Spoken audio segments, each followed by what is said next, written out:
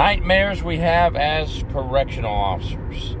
Hello everybody, I'm a passenger in the vehicle today getting ready to head out of Missouri into the wonderful state of Iowa, and I just want to talk to you about nightmares correctional officer has. This is not a complaint video, it's a real life video, and I'm assuming if you've been in corrections for any amount of time, you've had a dream about your job. We know it's the most stressful job there is, just about, and we have a lot of things that we have to do that your average person does never have to think about doing. And I wanted to talk about what are some of the things we are dealing with today. First of all, I want to thank every one of the correctional officers working behind the walls in today's corrections. You folks are facing some super obstacles right now with COVID-19 and things of that nature. We've always dealt with staff shortages. So, starting with those two, one of the dreams that I would think some people might be having now are, am I going to get COVID-19? How do I protect myself from getting COVID-19 when I go to work every day? Believe me, I know it's going to be tough, and it has been tough. And other dreams are for supervisors would be staff shortages. I'm sure when they make their schedules out, they're dreaming at night, am I going to have enough people show up for work today? I mean, it's not easy being a supervisor in today's corrections because you have to worry constantly about your schedule and getting enough manpower on the shift to meet the minimum requirements necessary to do the work that needs to be done during your shift. Now, for correctional officers, I've had a lot of people tell me different dreams they've had. Some correctional officers have told me they've had dreams that they've lost their dorm, and the inmates began to riot and try to break through the plexiglass windows into the control room. Well, those dreams are real. This is real stuff we're talking about.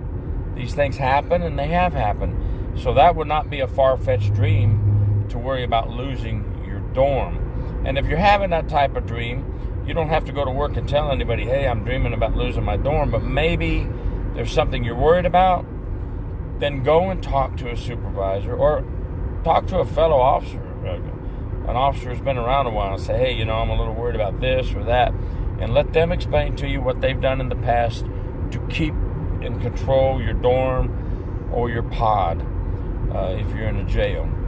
Now, also there's been dreams about losing count. Now, I think everybody's gone through this, especially in their rookie year. You don't want to lose the count because when the count is wrong, you're holding up everything. You're holding up the progress. You're holding up possibly the next shift if it's the last count of the day. And in the end, when they figure out why the count is wrong, you are going to stand out like a big throbbing sore thumb, and you just don't want any of that embarrassment. We always used to joke when somebody couldn't get the count right, and we would make all kinds of jokes about how come you can't count, and use your fingers and toes if you need to, and all those kind of things. But it's really not a joking matter. It can be very serious, and it can really hold up the progress of the prison or the jail. And I think once in everybody's career, I could be wrong, there's people out there that maybe never missed a count ever, but I think once in your career, for one reason or another, you're going to miss a count. It's never a pleasant feeling, and it's never fun to be the guy or the girl that missed the count. But when it's all over and said and done, there's some good fun afterwards. But counts are very important, and it's one of the number one things we do in our job. We have to have the right count because we need to make sure those inmates are behind the wall.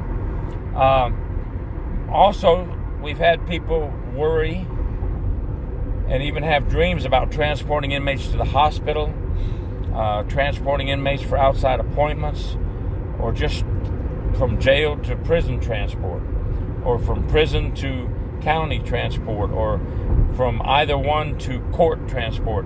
Well, you know what?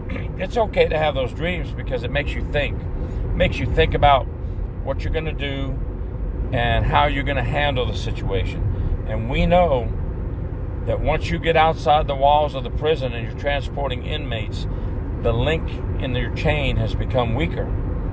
You don't have the walls and the razor wire between you and them now. It's just you and the vehicle. So I don't make fun of anybody who has dreams about prison transports, hospital watch. I think it's a good thing because, you know, anything in life with a little bit of fear makes you better. You're going to have people say, nothing scares me. I've never been scared of doing anything. Hey, that's fine, but a little bit of fear is good because what does it do? It makes you think, it makes you plan ahead, and it makes you prepared for when you get in that transport van and head out to the hospital. So don't worry about having those dreams. I personally believe everybody has had one dream at least about their job in corrections, whether they want to admit it or not. Having a dream about something you're worried about in your job is nothing to be ashamed of. It's nothing to be ashamed of. We all need to. It shows that you really care about your job, number one, because you're thinking about it, and now you're dreaming about it. And it shows that you care and you want to do it the right way. I guess if you've never had a dream about your job, then maybe you're just a happy-go-lucky person and you just work off the cuff. You know, you just take it as it comes. But either way, what is your nightmare, if you've had one? What is your worry that you've ever had? Anything that you can tell us, let us know at the bottom of this video. Another one that a lot of people worry about is making sure that they do not lose the respect of their supervisors. Well, let me tell you something. You know, you're there to do your job. You do your job right. Yes, you want your supervisors to be pleased with your work. That's natural. That's human instinct. You want your boss to be pleased with what you do. But don't let that drive you so crazy that you go over. You're trying to do such a great job to please your supervisors that now you've gone over and you actually mess up. Listen, your supervisors are human beings just like you. We're all human beings. Get out there, do your job, follow your policies and procedures, and don't let anyone place fear in you by standing over your shoulder or you wanting to please them, okay? That's something I just wanted to throw out there, that I've seen people try to over-please, and then it turns out to be not such a great thing. Just go do your job. Don't have that in the back of your mind. Be your own person, do it your own way, and get the job done. Just wanted to put a short message out there. Let us know what your biggest fear has been. Please stay safe with all these things that are going on right now. And please try to go home and get out of the uniform, because uniforms right now in this day and time seem to be a target, and we don't want any of you to get hurt. We want you to all go home to your families. Go home, get out of the uniform, and then take your family out to dinner or go to the grocery store. Thanks a lot, everybody. Take care. Gary York, True Prison Stories. Stay safe. God bless.